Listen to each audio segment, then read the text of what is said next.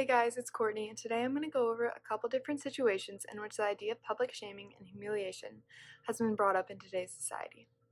Now, the U.S. Legal Incorporation states that the definition of public shaming is, quote, a judicial punishment imposed on a convicted criminal that includes humiliation in public instead of imprisonment.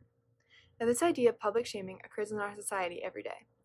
And according to Pew Research Center, in the article done by Michael Dimick in Defining Generations, where Millennials End and Generation Z begins, I'm assuming that the majority of people watching are in the Gen Y or the Gen Z, and are also known as digital natives, and have grown up with so much technology.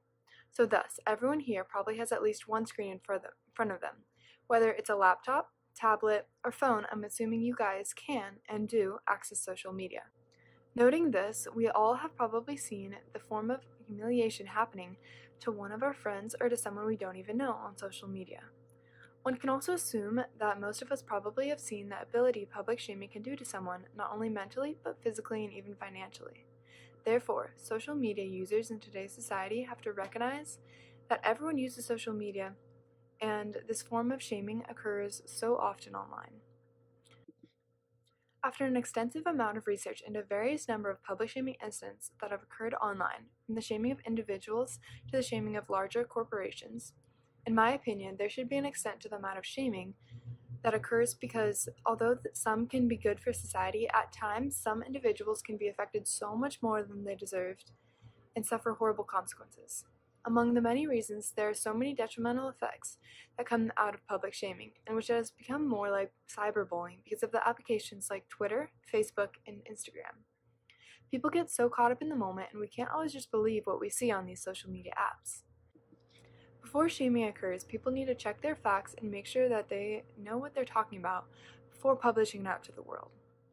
To start off, one research study that I found in the book Shame and Guilt by June Price Tangley, a professor of psychology at George Mason University, and Rhonda L. Deering, a postdoctoral associate at the Research Institute on Addictions in Buffalo, New York, discussed new scientific research that has shown that the feelings of shame can actually depress and discourage people and even lead to aggressive behavior. The authors of Shame and Guilt also explain that people begin to feel so bad about themselves that these actions actually start to grow within them.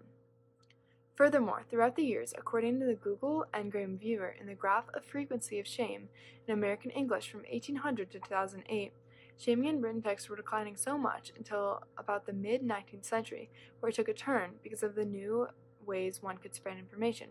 It has actually been increasing ever since. Although the shaming of some certain groups, like people's sexualities to people's disabilities in the world, have somewhat decreased, social media today is giving people more opportunity to shame others that was not present in the past. Therefore, the technology that we have now can be one big reason for this increase in shaming in the written text, because social media and online forums give people a voice that is bigger than one can imagine. The shaming has led to so many horrible consequences that can be explained by so many people. For example, one of the most known public shaming that has happened in the past and is known for being so extreme that it lasted for decades was the shaming of Monica Lewinsky.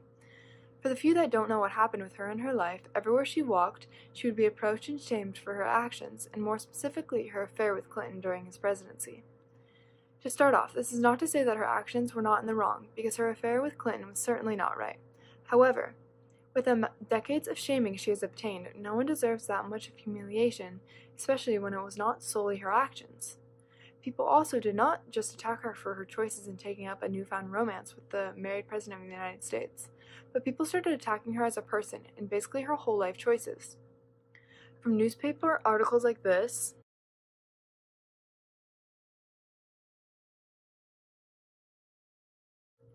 to tweets like this,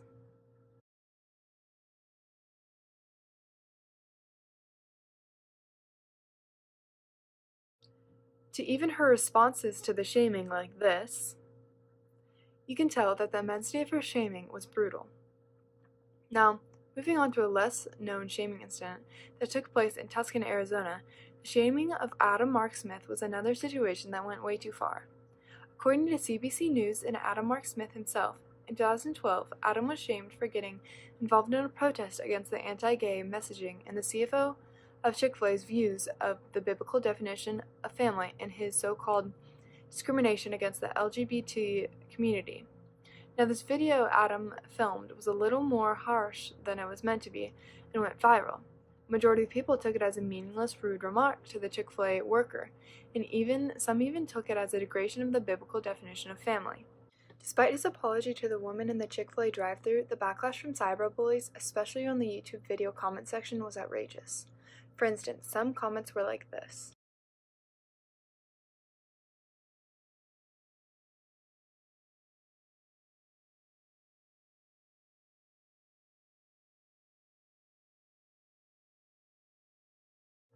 Not only did they verbally attack Adam, but they also got very personal and targeted his family as well.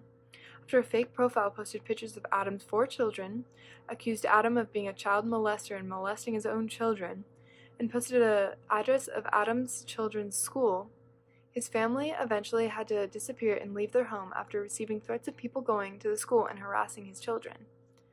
This is an instance where cyberbullies tried to attack Adam for his lifestyle, his family, and factors that were completely irrelevant to the issue at hand. These are just a couple of reasons of how one little event in Adam's life was so publicly shamed, which cost him not only his job, but his home and almost his family. However, on the other hand, although there are so many reasons to try and eliminate public shaming, this is not to say that there aren't reasons that public shaming can't be good at times. Public shaming can actually hold organizations and large companies responsible for poor or ill-committed actions in the world. For instance, the public shaming of Chipotle when the E. coli outbreak happened was a very good way to hold their company accountable for fixing the problem and letting the public know of the situation. Although it was humiliating for Chipotle as a well-known food organization, it was what was needed to be done for the better of society and people that consume Chipotle. Or take Starbucks tax shaming. This made the public be able to protest and spread the word for more equality in corporations. According to BBC News magazine, Vanessa Barford and Jerry Gold quote Dr. Stuart Roper, who is a corporate reputation expert at Manchester Business School, who said that because we're in such a time of deep public spending cuts, the idea of tax avoidance is actually, quote, not a victimless crime, end quote. Because of the negative effect of this tax avoidance on the world today, this form of shaming actually could be helpful. In addition, Joe Harpez, in an article of Forbes Media Incorporation, further comments on this form of public shaming on large corporations such as Starbucks, Amazon, and Google. According to him, quote, news reports and public scrutiny were focused on whether or not companies were paying their fair share of taxes, end quote. So, for example, big-time companies like Starbucks in this case won't take advantage of things like tax. Therefore, by having such shaming occur, it helps for more equality, such as this equal or fair taxes on big-time companies. Thus, after further research into these issues, it is clear to me that due to the many consequences to public humiliation that occurs online, there should definitely be a limit to it. There should be more of a monitoring system to be able to diminish cruel comments on social media. Not only the report button that is on most social media sites, but something to be able to prevent the potential awful outcomes that shaming can do to people. This all said, people also need to be more aware that the shaming takes place because situations like this happen so often, and if it happens online, we need to be able to know how to stop it. In addition, knowing the difference between shaming someone for the better of society and shaming someone just because you don't agree with them is vital. Social media often renders more voice to the people, and this sort of power can lead people to destroy others and sometimes not even mean to. So being aware of what you're potentially about to do to someone is very crucial. Thanks for watching this video, and I'll include a slide right after this of the sources I got my research and information from if anyone wants to check it out. Thanks.